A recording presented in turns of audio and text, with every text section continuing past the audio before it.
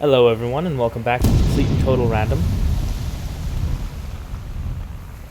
Today we're going to be going over the controls for naval vehicles in War Thunder. Now to start with, I'm going to just pull up the controls. Movement, thankfully, is quite simple for naval.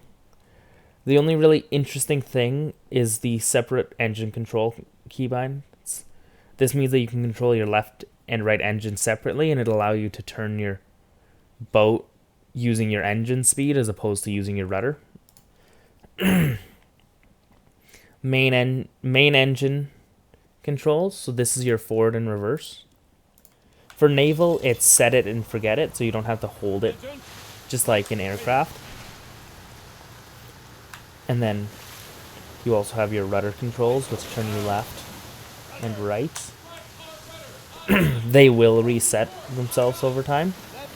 So after you've turned your rudder, it'll slowly recenter itself.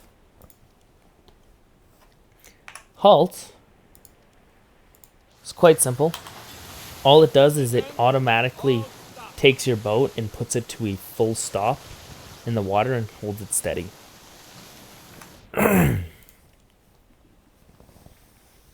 Now for weaponry. Things get a little bit more interesting. So obviously you have your normal fire controls for each individual type of weapon. Firing is just done by by pressing the trigger. Continuously holding it will continuously fire it.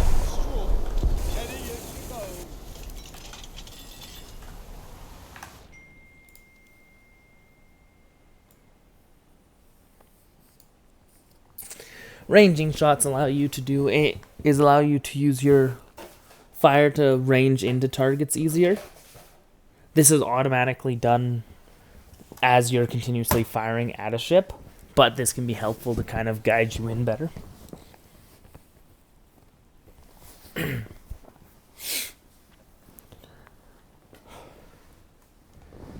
I have it set up so I can launch all of my main and auxiliary caliber guns with one button.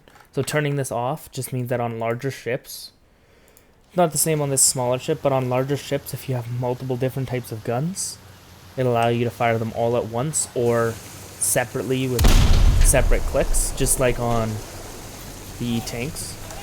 2,000 meters. Now we get into the more interesting weapons. So we have our torpedo launchers. What this does is it will launch a torpedo. So let me grab a torpedo. Well, let me grab a torpedo boat here to show you.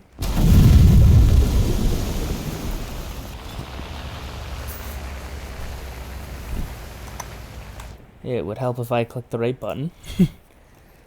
So it allows you to launch torpedoes. Torpedoes act a little differently. You have to fire them in the specified direction. So they all have locked in positions. Some have rotating mounts, some are completely fixed. All hands, man battle station. So as you can see, if I just hit space, it fires all my torpedoes. There is also an aiming mode for torpedoes we'll get to in a second. Make condition 1. Depth charges and mines are thrown out. Depth charges explode after a certain amount of time, whereas mines are just left wherever you place them, and boats can end up just hitting them.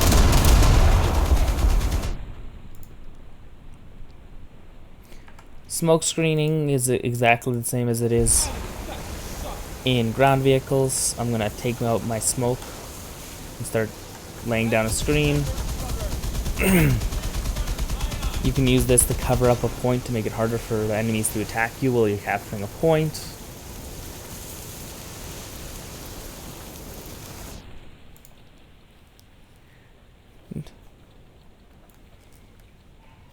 Now torpedo aiming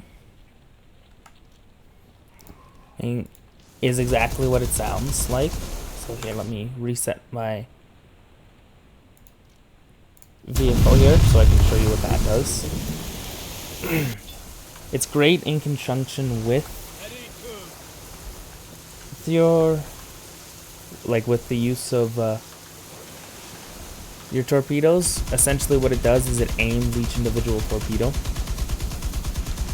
On certain vehicles, you have fixed paths, like this PT boat here, where no matter what, if I try and fire it, it'll always fire in one direction. Whereas other vehicles, you can use this to aim the torpedoes.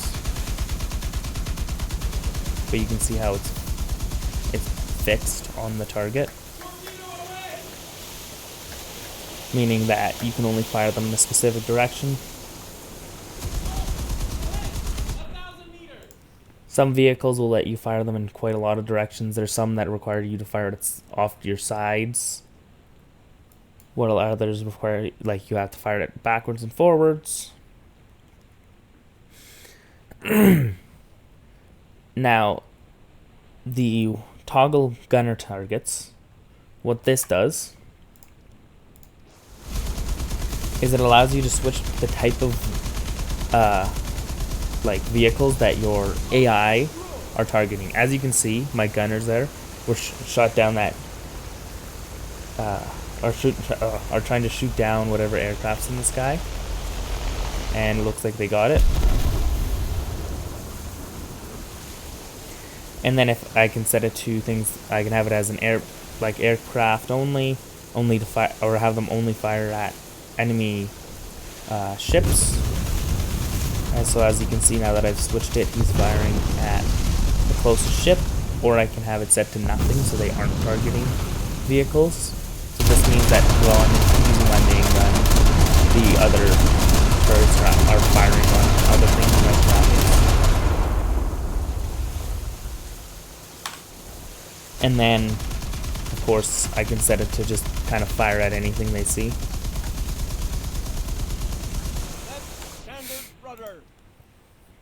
Now, next we have our weapon group switch,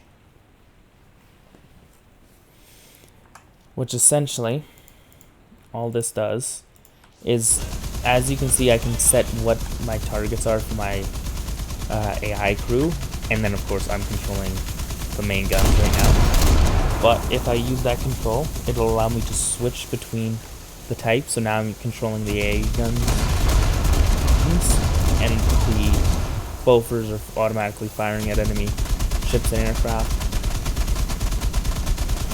This allows for a little bit more control, and especially if you have dangerous aircraft coming in, it can be quite helpful.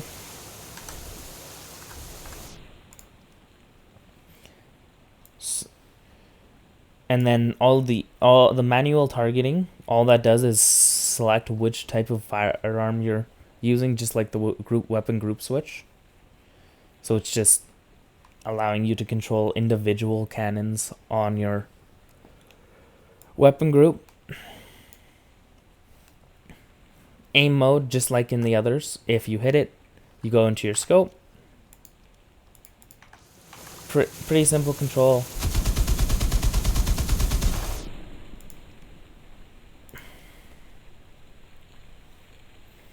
Target tracking, Naval, allows you to lock on to targets, and it'll also, so if I take that and I could lock onto this target, and that'll allow me to track it automatically, and it'll keep automatically ranging to this target.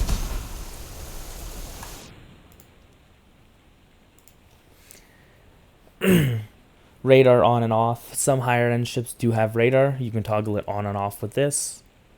Weapon lock allows you to lock onto aircraft and stuff with specialized weapons. I don't know what the change radar scope does.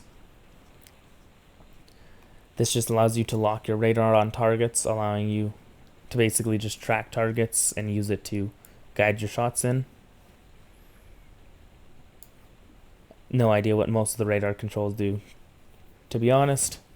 And then zoom axis, all this does is control your zoom, so how far you're zoomed in your sights and in third person.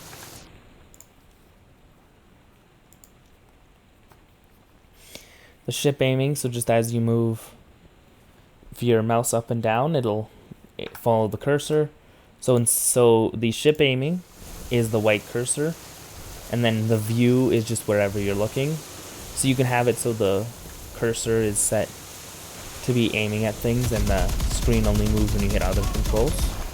Though I find it's most helpful to just have it together.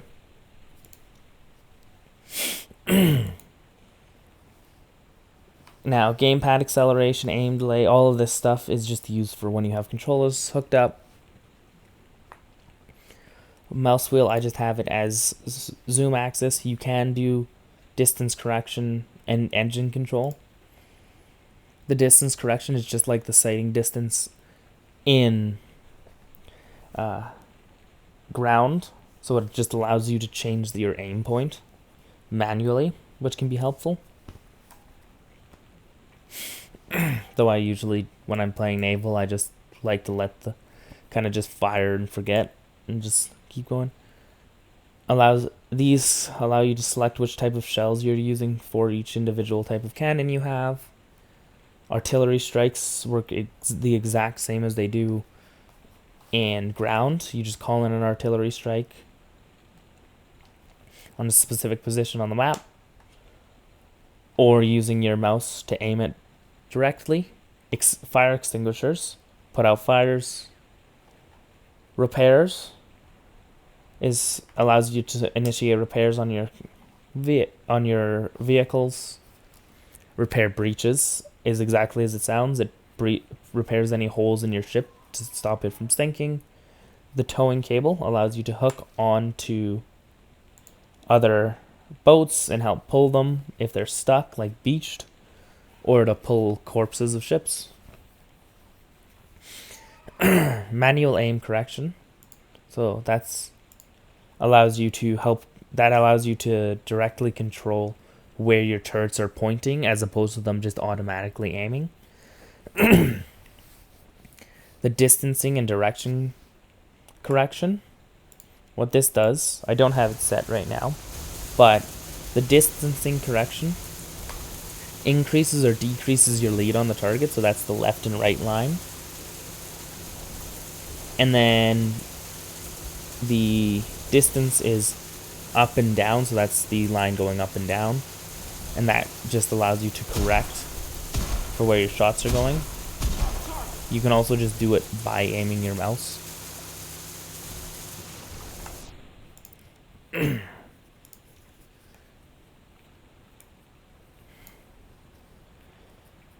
Event action, so that just allows you, I'm not actually sure what that does.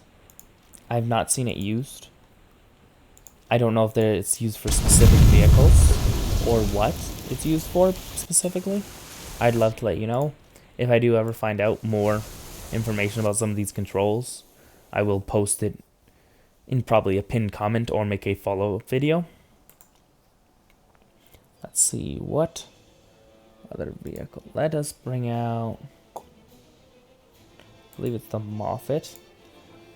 So, with naval vehicles, there's a handful of vehicles that allow you to launch ships, allow you to launch aircraft from their decks. Kind of like how, it's a kind of like how modern aircraft carriers work. They use a sling. It's like a slingshot system to basically just launch the aircraft into the sky. So as you can see, some vehicles have it as a modification. So now if I just wait for a minute for my fighters to be set up, I can hit the button to launch them.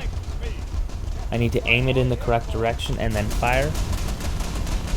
If I hit U, it'll bring me back to my ship, and then U will bring me back to my aircraft. Some aircraft carry bombs. I don't know if they all do. You also have the ability to lay smoke.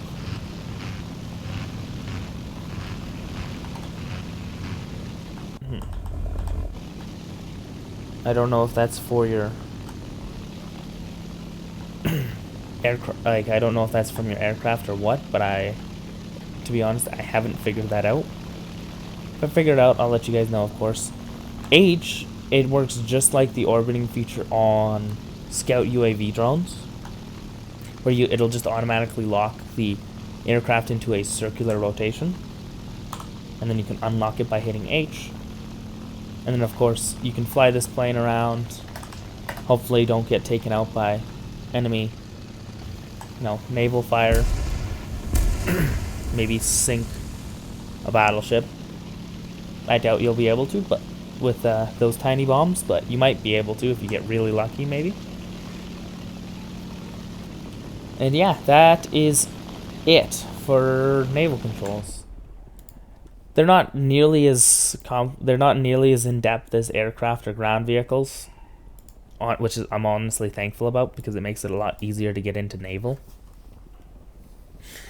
And then if it does seem like they've been there's been a lot of rumors about submarines being added to the game, and if that is the case, I'll have to do a follow-up video on how that works. Submarines have been done before, but I don't know if they'll use the same controls as what they did in some of their test events for it. If it does get added, I will add a video onto it, like another part to this naval controls. But for now, that's all we have. And I'd like to thank you all for watching. Hopefully you found this video informative